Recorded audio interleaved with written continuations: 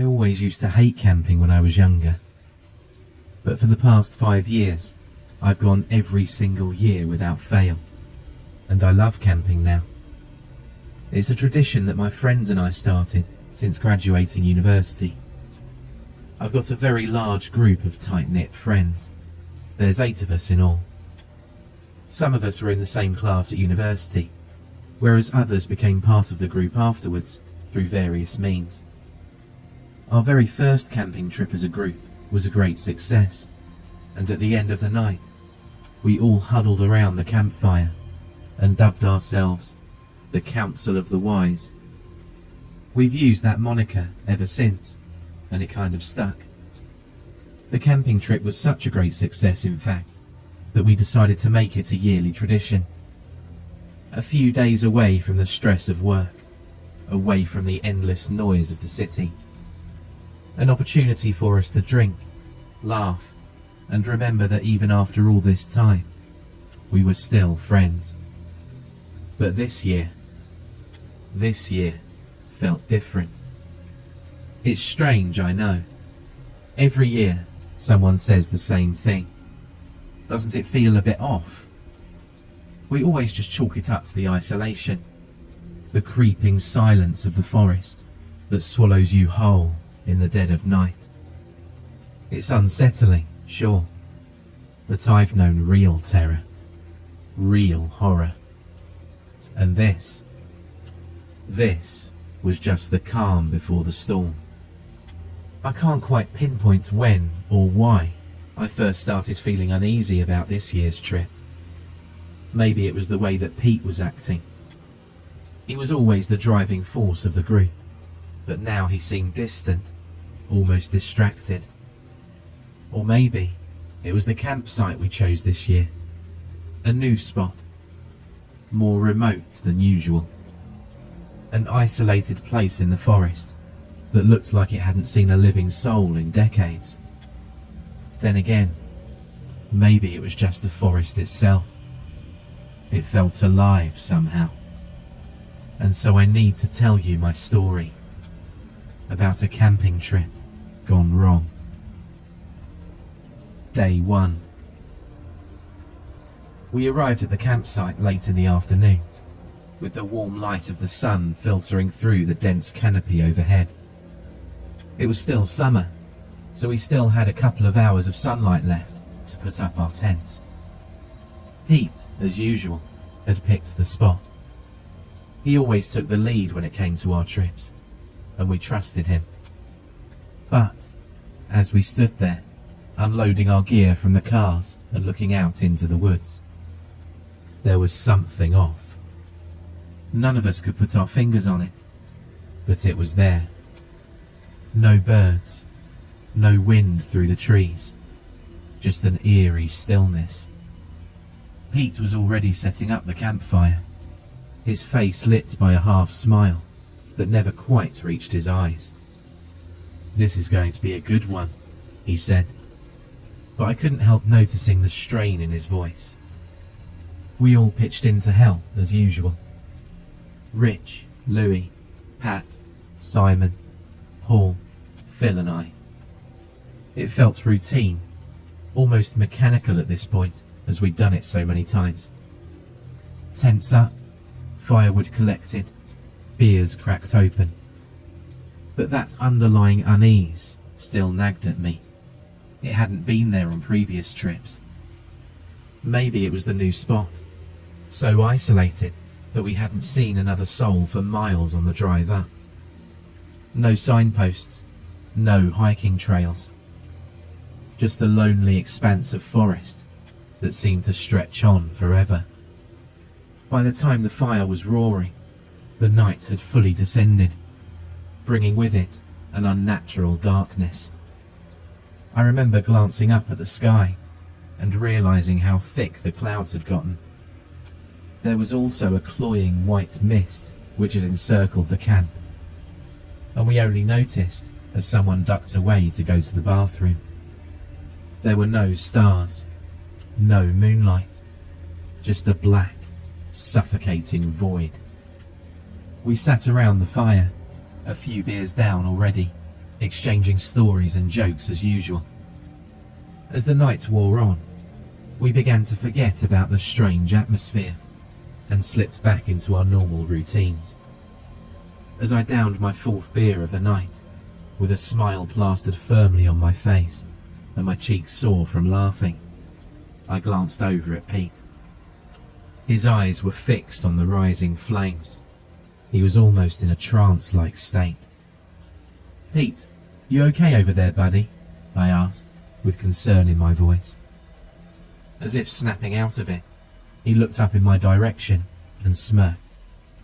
"Yeah, man, just making the most of the peace and quiet." We all had busy lives at this point, whether that was family, work, or otherwise. A far cry from our relatively carefree lives at university all those years ago. So I could understand him wanting to just chill and stare at the fire. After Pete spoke, the silence lingered for a beat until Simon spoke up next. "It's certainly quiet. I don't think I've seen anything out here at all. It's creeping me out a bit, to be honest. Maybe it's just the new spot, I don't know. We're not used to being this secluded." "Secluded's the point," Pete said, his voice flat, eyes fixated on the flames. "That's why we're here. No distractions." Pete had been acting weird ever since we picked him up earlier. He was late to meet us, which was out of character. But he brushed it off as nothing, mumbling something about traffic. But ever since we'd arrived, he was quieter than usual. Less Pete. The night progressed, and I began to notice that Rich kept looking over his shoulder, as if he was expecting someone, or something, to be standing in the darkness behind him. I can't lie, I felt it too. It felt as though we were being watched. "This place creeps me out," Phil said after a while, breaking the silence that had fallen over us, aside from the crackling fire. "I swear I keep hearing things." "Same," Louis added, eyes darting towards the tree line. "Like whispers, or, I don't know, it must just be the wind." There was no wind, but I didn't want to say that and creep the group out further.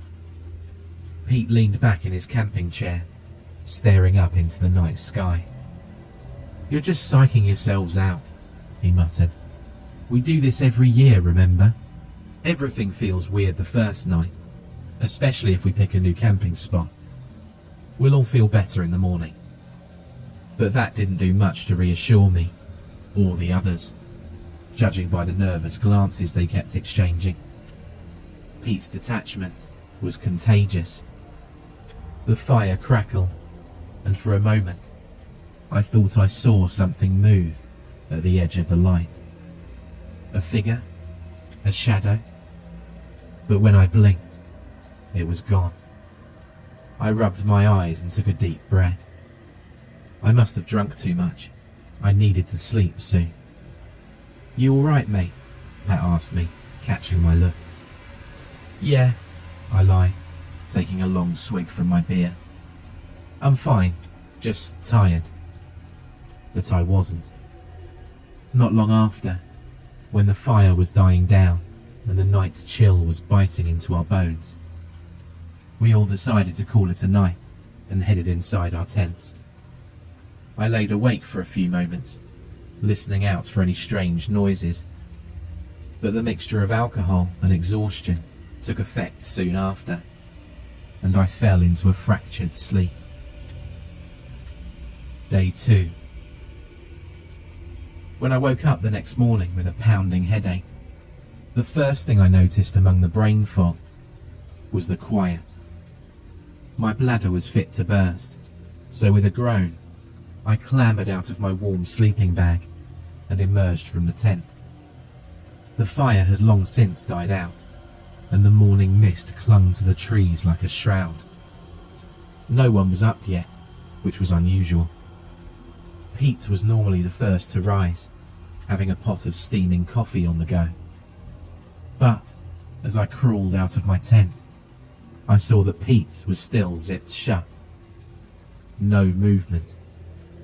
Pat was the next to emerge, bleary-eyed and yawning. "Morning," he muttered. "You sleep okay?" I shrugged. "Not really." "Same. Feels like something's watching us, you know."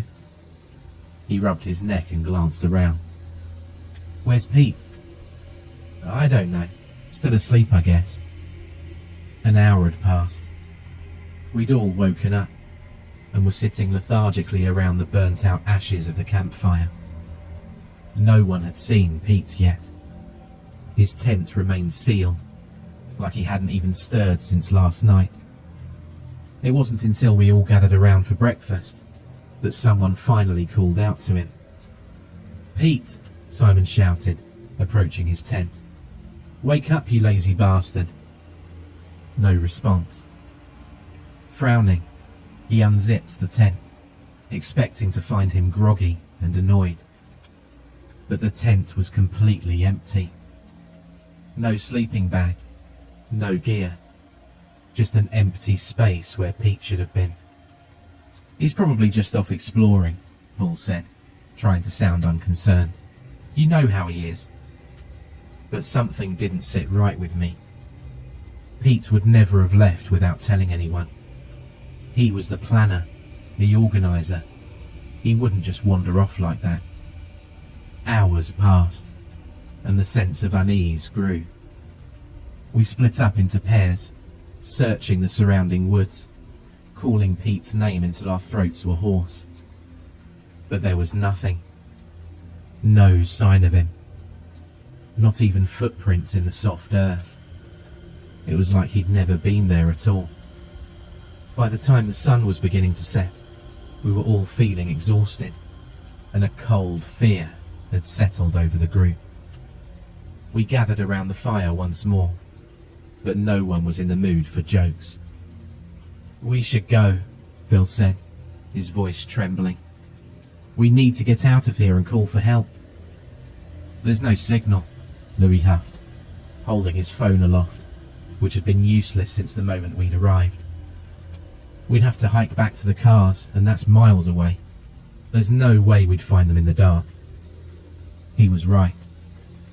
This particular spot was a fair distance from where we'd parked the cars. It was completely isolated. "Then we leave first thing in the morning," Simon insisted. "We can't just sit here and do nothing." Pat nodded. "Agreed. If Pete's really missing, we need to get help ASAP. It's not like him to just disappear." But Paul wasn't convinced. "He must be playing some kind of prank on us.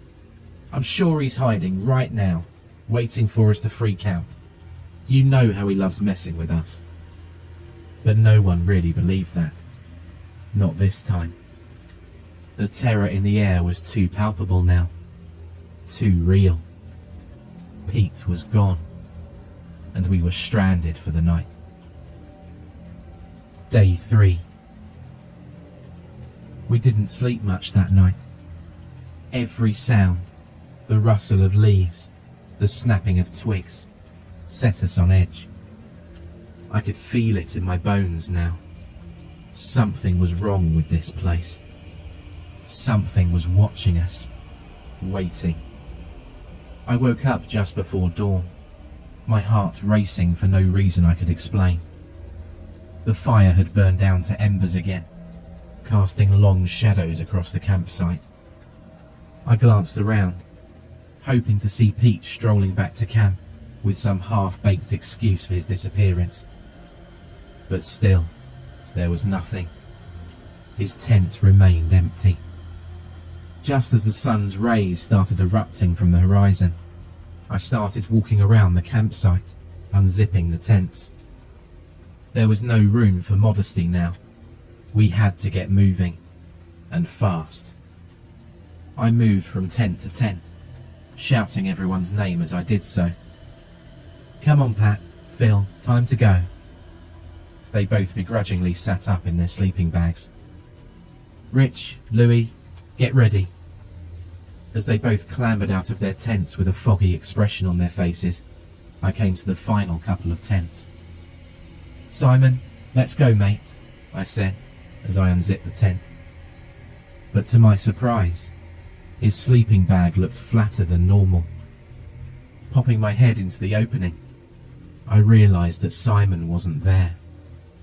All that was left in his tent was his sleeping bag, empty. I felt my stomach drop. I scanned around the campsite and shouted his name. No response. The others looked concerned. "Where is he?" Rich cried. "Gone. We need to go. Now," I insisted. Running over to the last tent, I opened it in a panic. Nothing. Paul was gone too. My breath caught in my throat. Panic set in like a thick fog, heavier than the mist still clinging to the ground. Simon and Paul were gone, just like Pete. The others were already out of their tents, standing in a huddle, their faces pale and drawn. "Are you sure you checked everywhere?" Louis asked, his voice tinged with fear. "They're gone," I said, my voice steady, but my heart racing.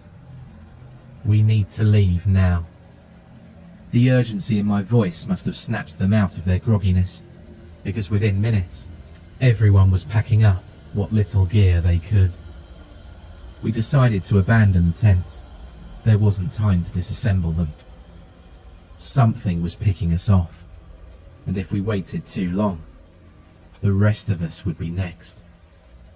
They wouldn't just wander off, Pat muttered, more to himself than anyone else. Phil stood frozen, staring at the empty tents. "This doesn't make sense. What's happening? What the hell is happening?" "First Pete, now Simon and Paul," Louis said, his voice low. "Something's out there. Something hunting us." His words echoed what we were all thinking, but hadn't dared to say. We were being stalked, watched, but by what? No one had seen anything, except for those fleeting shadows at the edge of the firelight on the first night. "We have to get back to the cars," I said, my voice firmer now. "If we stay here, we're next." Rich nodded in agreement, though his eyes betrayed his terror. "Yeah, let's get out of here. We can call for help once we get signal." And so, we formed a loose line, heading in the direction that we thought the cars were parked. The trees loomed tall above us, the branches tangled like skeletal hands. The forest now felt claustrophobic, like it was swallowing us whole. The hike back to the cars was brutal. The mist made it hard to see beyond our immediate vicinity, and the trail seemed unfamiliar, despite having walked it just a few days earlier. It felt as though the forest was a maze, with the path seemingly reformed at random. Every few minutes, someone would shout their names into the void, but as before, there was no response. The only sounds were our ragged breaths and the crunch of leaves and twigs beneath our boots. "I don't understand how they could have just disappeared," Rich said, glancing nervously at the trees. "We didn't hear anything. No screams, no struggle, nothing." "Maybe they got lost," Pat suggested. "Maybe they went looking for something and wandered too far." He was in denial. There was no mistaking this now. Not anymore. "They didn't wander off," I whispered to myself. "Something took them." Louis glanced at me, his face drawn tight. "What do you mean, something? Like an animal?" I shook my head.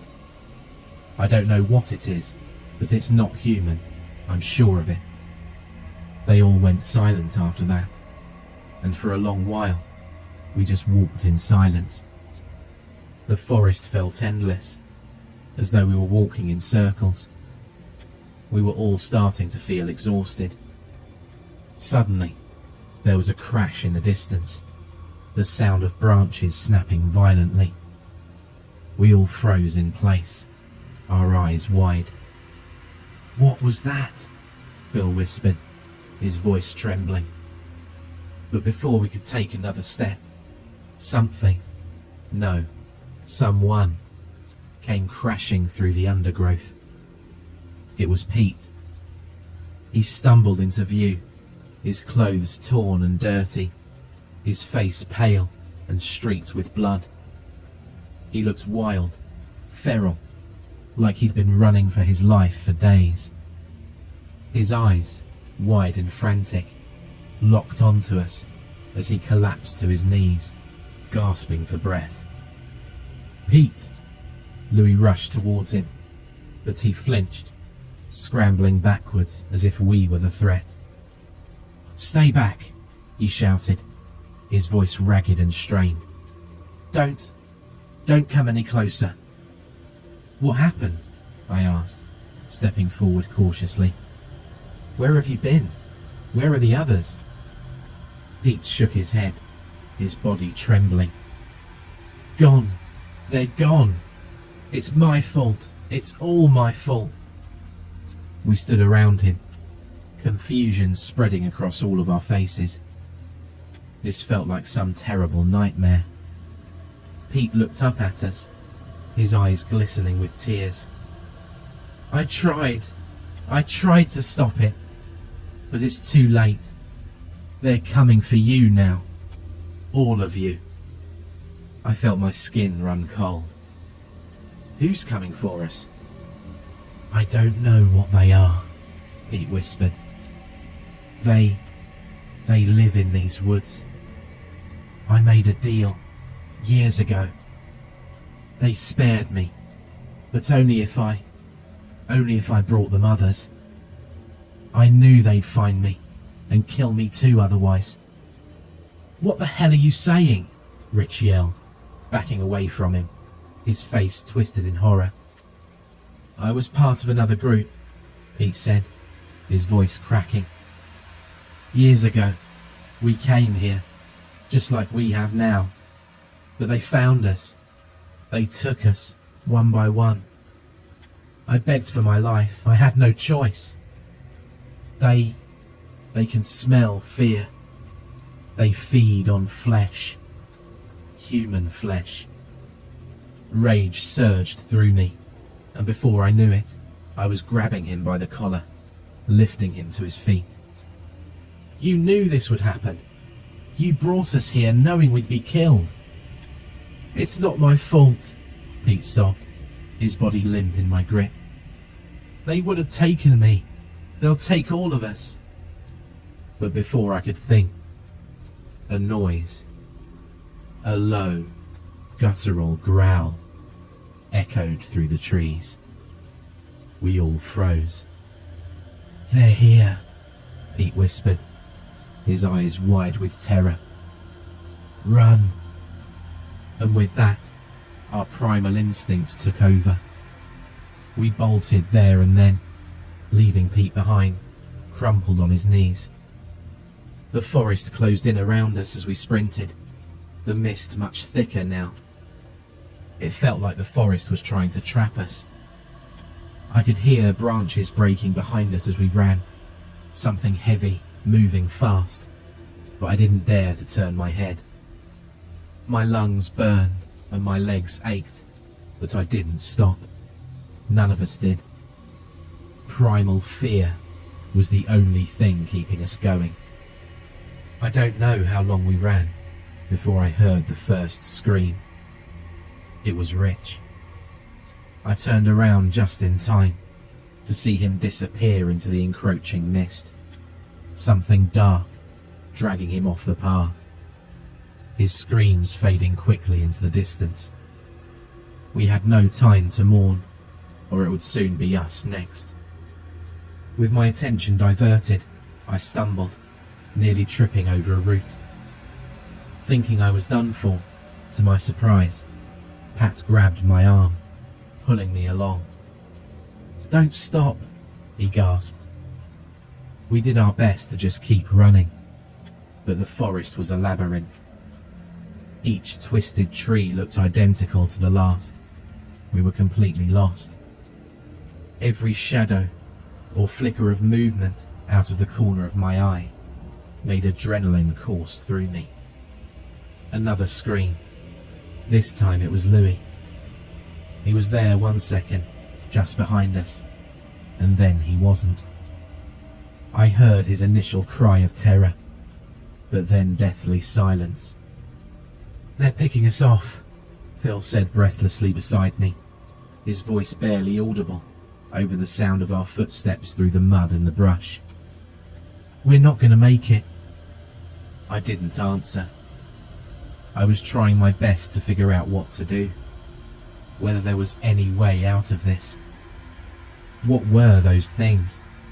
What had Pete led us to? The dreadful growling was closer now. It felt as though it was coming from all around us. "Damn it!" Pat cried.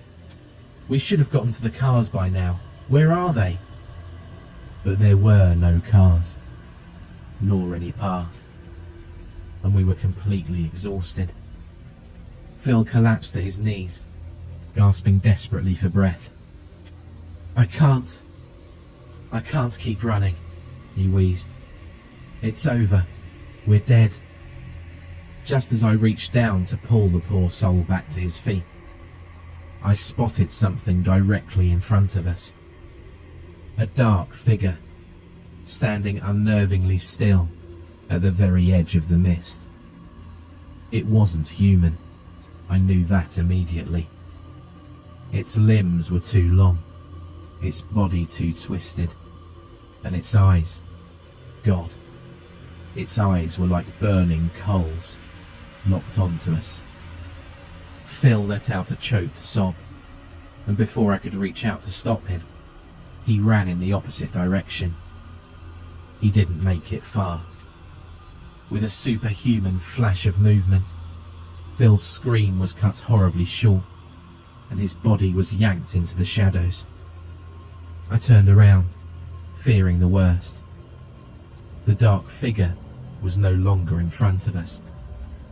I suppressed the scream and grabbed Pat, pulling him close to the ground. "We have to hide," I whispered. "Now!" We ducked into the undergrowth, crouching low, trying to make ourselves as small as possible. I struggled to contain my rapid breathing, trying to get a grip on the adrenaline flowing through my veins. The creature moved past us, its burning eyes scanning the forest, searching.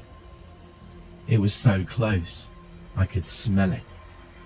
A disturbing combination of rotting flesh and something metallic, like blood. I held my breath as best I could, praying it wouldn't see us. Just as it got so close, I could reach out and touch it. Pete stumbled into the nearby clearing. "No!" he screamed, running towards us. "Help me, please!" Ironically, it seemed that he saved us from imminent doom. The creature turned, its glowing eyes locking on to Pete with precision. In a blur of motion, it lunged, long claws tearing into him. His agonized cries echoed through the forest. A horrible, gut-wrenching sound that I'll never forget to this day. Pat and I stayed frozen, watching in horror as Pete's body was torn apart. The sound of the beast feasting filling the air. It was over in mere seconds, and then, just as quickly as it appeared, the creature disappeared back into the mist. For a long moment, we didn't move, didn't speak, and then, slowly, we stood, trembling and weak. "We're the last ones," Pat whispered, his voice hollow. I nodded, not trusting myself to speak. I felt a sharp pain radiating up my leg. I looked down. In the confusion and terror, I must have cut myself on a trailing thorn or branch. Blood trickled down my ankle, turning my white sock bright red. Pat soon spotted what I was looking at, a wide gash on the side of my calf. The mist looks to be clearing now. Let me go ahead and I'll find the cars. I'll come back for you. It'll be quicker. It was true. There was no way I could move at a decent pace now. I'd only slow him down. I trusted him to come back, assuming he survived. I pulled my phone from my back pocket in the vain hope of having signal. Still nothing. It was the only option left. Go, I said, as I clenched my eyes shut in pain. With that, Pat placed his hand on my shoulder and sprinted off into the brush. I laid prone in the thick undergrowth, hoping that those things wouldn't be able to smell my blood. But I reasoned that if they could, I'd already be dead. An unknown length of time passed, but it felt like hours. Rain had begun to fall, and all I could hear was the sound of raindrops on the leaves around me. If I was to die, I could think of worse places to do it in. I began to make peace with my situation. After all, most of my friends were gone. Would it be so bad to join them?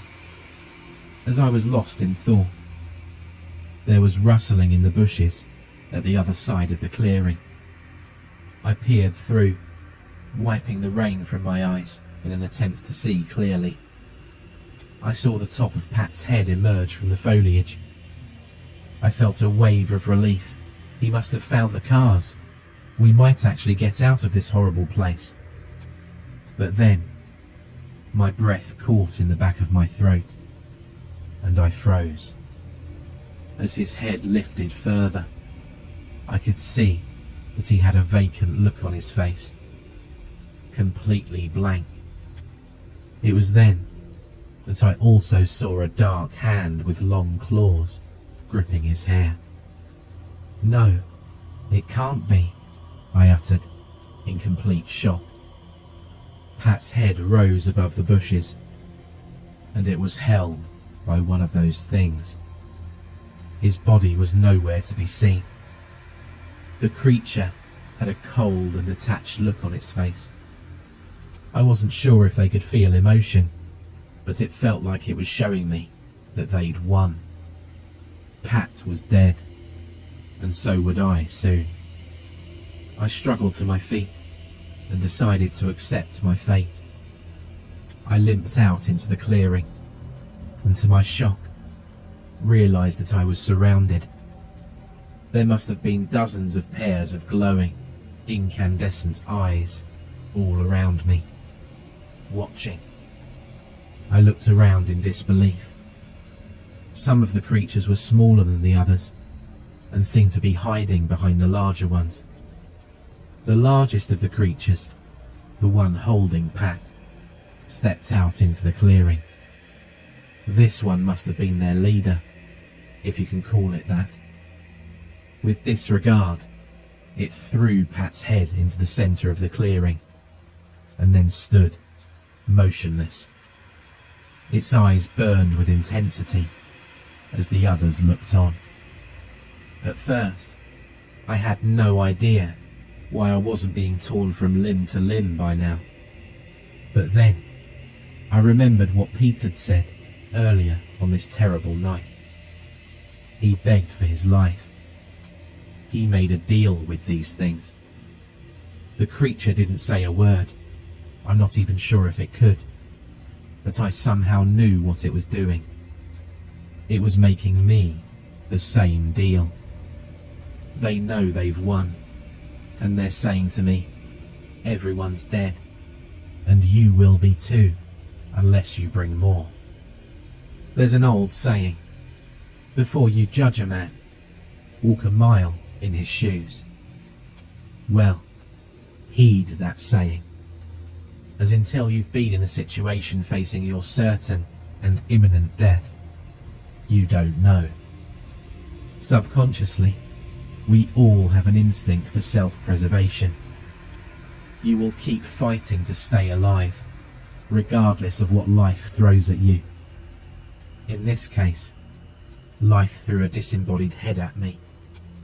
And so, I nodded. The group around me parted ways to my left, almost as if showing me the way.